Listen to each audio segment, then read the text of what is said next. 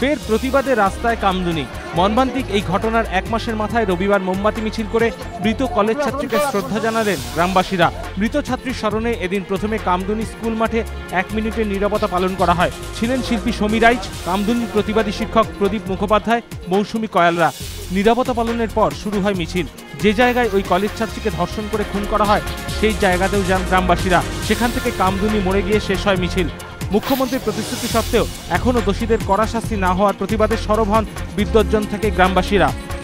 ঘটনার সিবিআই তদন্তের দাবিতে রাষ্ট্রপতির দ্বারস্থ হচ্ছে কামদুনি। আগামী 15 তারিখ মৃতার বাবা, দাদা সহ 28 জন গ্রামবাসী রাষ্ট্রপতির সঙ্গে দেখা করতে পারেন বলে জানিয়েছেন গ্রামবাসীরা।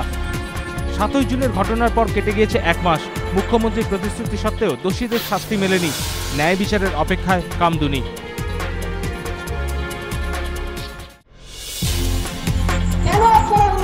কাউন্টিং করলেন যখন জানেন 31 তারিখের মধ্যে অ্যাসেম্বলিতে বাজেট যদি পাস না হয়, সম্পূর্ণ বাজেট, তাহলে ভোটার অ্যাকাউন্টে দিতে হয়। আমি একটা নির্বাচিত সরকার, কেন আমি ভোটার অ্যাকাউন্টে যাবো?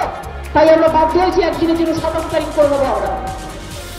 শনিবার দক্ষিণ 24 পরগনার জয়নগরের সভা থেকে এই ঘোষণা করেন মমতা বন্দ্যোপাধ্যায়। অভিযোগ করেন কমিশন 29শে জুলাই ভোট গণনার দিন স্থির করায় 31শে জুলাইয়ের মধ্যে সরকারের পক্ষে বাজেট পাস করানোর অসুবিধা হচ্ছে। সূত্রের খবর, রাজ্য সরকার স্থির করে ফেলেছে 27 তারিখ বিধানসভার অধিবেশন ডেকে সেদিনই 2-1টি বাদে বাকি সব দপ্তরের বাজেট সংক্রান্ত আলোচনাকে গিলোটিনে তুলে বাজেট পাশ করিয়ে নেওয়া হবে। এমনটা ঘটলে তা নজিরবিহীন হবে বলেই মত বিশেষজ্ঞদের। তারা বলছেন, বিধানসভায় বিতর্ক ছাড়া দফাবারি বাজেট গিলোটিনে পাঠানোর কোনো নজির নেই। কিন্তু সরকারের সামনে কি অন্য কোনো রাস্তা খোলা ছিল? বিশেষজ্ঞরা বলছেন ছিল। সরকার চাইলে 1 মাসের জন্য ভোট অন অ্যাকাউন্ট পাশ করিয়ে পরে মূল দফাবারি বাজেট বিতর্কে যেতে পারত। সূত্রের খবর, বিধানসভার অধ্যক্ষ বিমান বন্দ্যোপাধ্যায় বাজেট নিয়ে অর্থমন্ত্রীর সঙ্গে আলোচনাও করেছিলেন, কিন্তু মুখ্যমন্ত্রী কিংবা অর্থমন্ত্রী কেউই ভোট অন অ্যাকাউন্টে রাজি নন।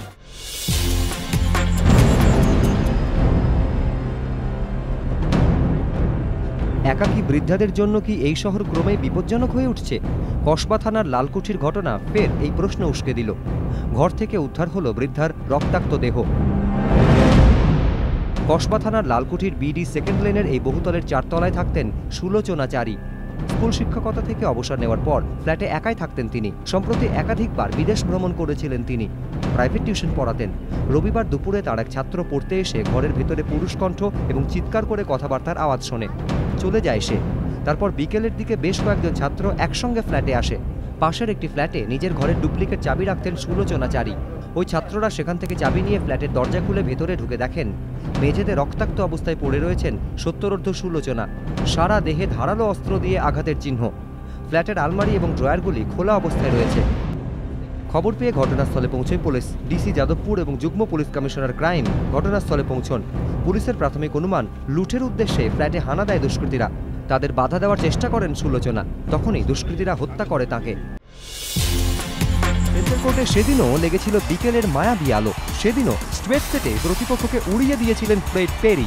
2013 7 জুলাইতেও জোকোভিচকে স্ট্রেট সেটে উড়িয়ে দিলেন মারে। Score line 6-4, 7-5, 6-4। ওই স্ট্রেট সেটে জয়টাতেই মিল, অমিল বাকি সবটাতেই। স্কোর লাইন দেখাবে না মারে দাপুটে ফর্মে থাকা বিশ্বের 1 নম্বর জোকোভিচকে কিভাবে প্রায় পাড়ার খেলোয়াড়ে পরিণত করে ফেললেন। স্কোর লাইন দেখাবে না গোটা ব্রিটিশ জাতির অনন্ত প্রত্যাশার চাপকে কি হেলায় সামলে দিলেন 26-এর এই শান্ত স্কটিশ। খেলার প্রথম 19 মিনিটে 9টি আনফোর্সড এরার করেন জোকোভিচ। ওখানেই বোঝা যাচ্ছিল দিনটা অ্যান্ডি মারেরই।